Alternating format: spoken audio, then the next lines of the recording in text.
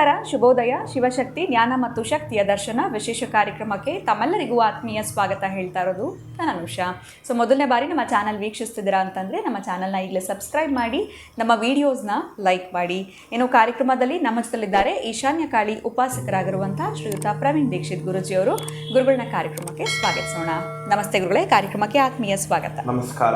ಯಾ ದೇವಿ ಸರ್ವಭೂತೇಷು ಶಕ್ತಿರೂಪೇಣ ಸಂಸ್ಥಿತ ನಮಸ್ತಸ್ಯೈ ನಮಸ್ತಸ್ಯೈ ನಮಸ್ತಸ್ಯೈ ನಮೋ ನಮಃ. ಇನ್ನು ಒಂದು ಶನಿ ಬದಲಾವಣೆಯ ಪ್ರಯುಕ್ತ ಕನ್ಯಾ ರಾಶಿಯವರಿಗೆ ಯಾವ ರೀತಿಯಾಗಿರುವಂಥ ಫಲಾನುಫಲಗಳು ಸಿಗುತ್ತೆ, ಇವರು ಕೂಡ ಏನಾದರೂ ಪರಿಹಾರಗಳನ್ನ ಮಾಡ್ಕೊಳ್ಬೇಕಾಗತ್ತಾ ಜೀವನದಲ್ಲಿ ಒಳಿತನ್ನ ಕಾಣಬೇಕು ಅಂತಂದರೆ ಏನು ಹೇಳ್ತೀರಾ ಗುರುಗಳೇ? ಖಂಡಿತವಾಗಿಯೂ. ಹೇಗೆ ಮಿಥುನ ರಾಶಿಗೆ ಅಧಿಪತಿ ಬುಧನಾಗಿರ್ತಾನೆ, ಅದೇ ರೀತಿ ಕನ್ಯಾ ರಾಶಿಗೂ ಕೂಡ ಅಧಿಪತಿ ಬುಧನೇ ಆಗಿರ್ತಾನೆ. ಏನು ಅಂದಾಗ ಅವ್ರಿಗೆ 50-50, ಇವ್ರಿಗೇನಪ್ಪ, ಇವ್ರಿಗೂ ಅದೇ ಲೆಕ್ಕಾಚಾರನೇ ಇರುತ್ತೆ. ಆದರೆ ಈ ಕನ್ಯಾ ರಾಶಿಯವರು ಏನಪ್ಪ ಅಂದಾಗ ಇವರು ಬಹಳ ಆಲೋಚನೆ ಮಾಡ್ತಾರೆ. ಏನು ಆಲೋಚನೆ ಅಂದಾಗ ಬೇಡದೇ ಇರೋ ವಿಚಾರನೇ ಆಲೋಚನೆ ಮಾಡೋದು ಜಾಸ್ತಿ. ಸುಮ್ಮನೆ ಕೂತಿರ್ತಾರಲ್ವಾ, ಆ ಸುಮ್ಮನೆ ಕೂತ್ಕೊಂಡಾಗ ಇವ್ರ ತಲೆ ಓಡ್ತಾ ಇರುತ್ತೆ.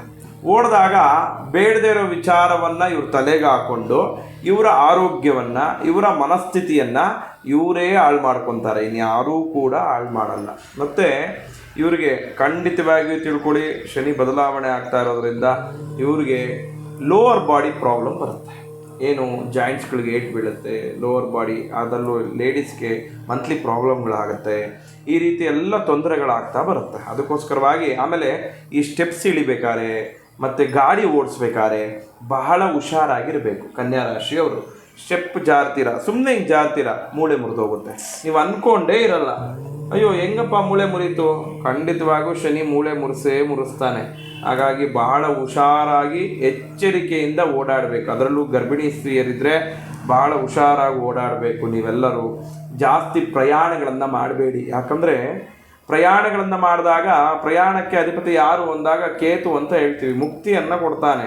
ಶನೇಶ್ವರ ಆಯುಷ್ಕಾರಕನಾಗಿರೋದ್ರಿಂದ ನೀವು ಅಂದ್ಕೊಂಡೇ ಇರಲ್ಲ, ನೀವು ಕರೆಕ್ಟಾಗಿ ಹೋಗ್ತಾ ಇರ್ತೀರ, ಆದರೆ ಬರೋನ್ ಕರೆಕ್ಟಾಗಿ ಬರಬೇಕಲ್ವಾ. ಅದಕ್ಕೋಸ್ಕರವಾಗಿ ಜಾಸ್ತಿ ದೂರ ಪ್ರಯಾಣಗಳನ್ನು ಗಾಡಿಯಲ್ಲಿ ಮಾಡಬೇಡಿ.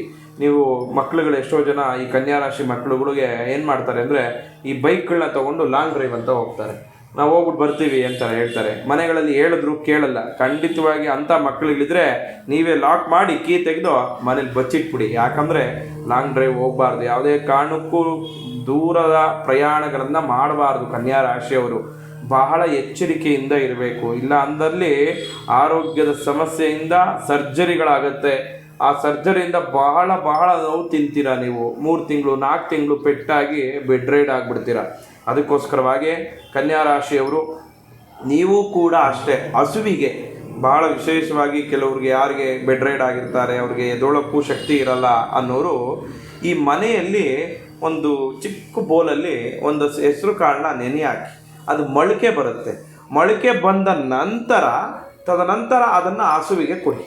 ಬಹಳ ಉಪಯುಕ್ತ. ಆ ಮೊಳಕೆ ಕಾಳು ಹಸುವಿಗೆ ಕೊಟ್ಟಾಗ ಹಸು ತಿಂದಿದ ತಕ್ಷಣ ನಿಮ್ಮ ಜೀವನದಲ್ಲಿ ಏನೇ ರೀತಿಯ ತೊಂದರೆಗಳನ್ನು ಆಗ್ತಾ ಇರುತ್ತೆ ಮತ್ತು ಕೆಡುಕು ಬರ್ತಾ ಇದೆ ಅಂದಾಗ ಅದನ್ನು ಖಂಡಿತವಾಗಿಯೂ ಅವಾಯ್ಡ್ ಆಗುತ್ತೆ.